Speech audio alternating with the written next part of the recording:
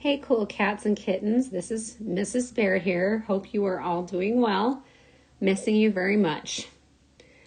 But today we're going to go ahead and extend what we've kind of done with probability and go into statistics. And a lot of what you've already learned will help you in today's lesson. So first of all, to understand what we're going to be talking about, we need to know the meanings for population and sample. A population is basically an entire group of people or objects. So for example, not just referring to people, but we could talk about the population of black bears in Alaska, okay? It would represent, I'm guessing, thousands upon thousands. Whereas a sample is part of the population. So we would take, if we wanted to, for example, do a study on black bears, we could just study a few bears from that population. But here's another example here in the picture.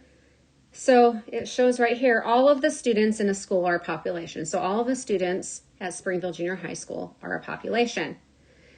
And then a class is a part of an entire school. So just a part of that entire population would be considered a sample. So you guys, Mrs. Bear's class would be considered a sample of Springville Junior High School. Same thing for Mrs. Waite's class or Mrs. Bird's class or all of our math classes. We are a sample, okay? So first of all, here's an example of an agency that wants to know the opinions of Florida residents on the construction of a new road.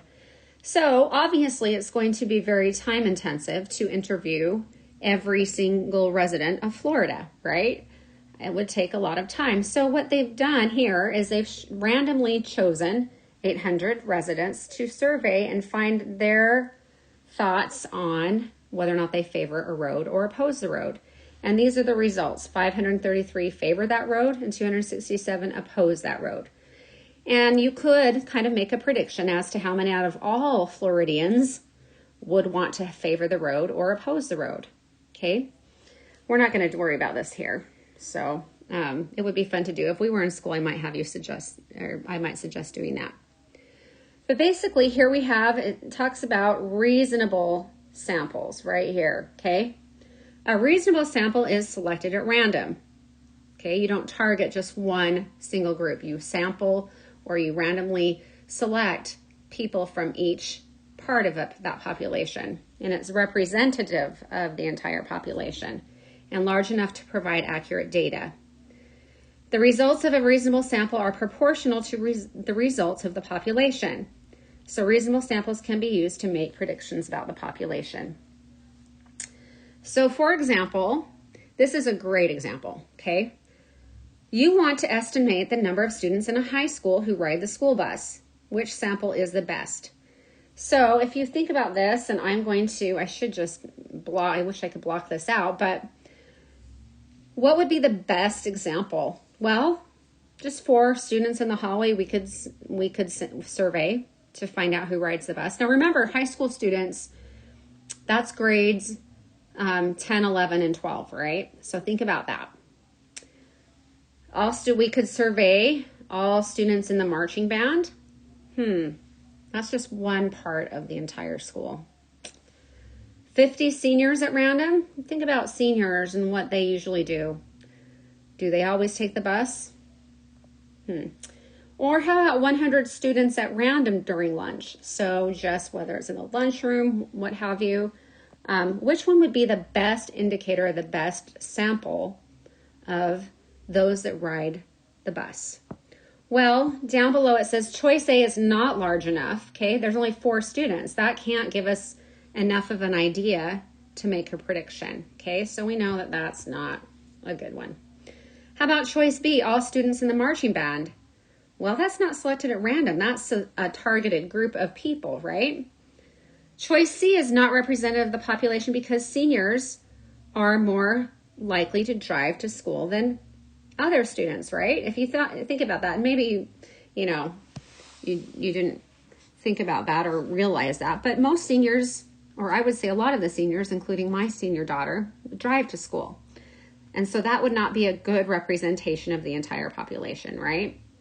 So that's not the best choice. So basically, 100 students at random during lunch would be the best way to make a prediction as to how many students ride the school bus. Making predictions. So here's an example of, you ask, and we're going to kind of circle that here, 75 random students, how many movies do they watch each week? And there are 1,200 students in the school. So that's, if you think about it, this is your population right here, the 1,200 students, and this, the 75, is your sample, right? So predict the number N of students in the school who watch one movie each week. Is the prediction appropriate? Explain. Well, if we looked at this, we're going to look at the students who watch one movie. Over here it shows us in this pie chart, okay? Those who watch one movie are 21. Out of those, if you'll notice this, out of those that were surveyed were 75, right? So we could do this one of two ways. Here we have, down at the bottom of the screen, we have 21 out of 75 students who watch one movie. We want to figure out how many out of the 1,200 watch one movie a week. So basically, if we were going to make a prediction, we can multiply 21 over 75 by 1,200, and that would give us 336, right?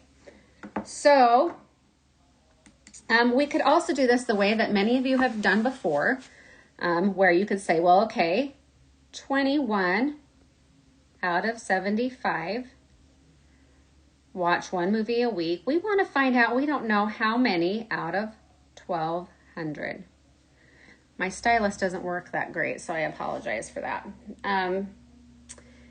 Anyway, so what we could do is cross multiply. Several of you like that way. You don't have to if this makes sense over here.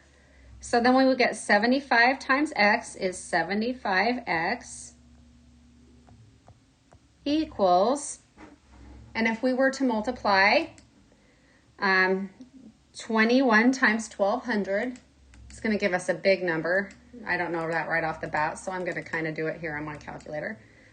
That would give us 25,200.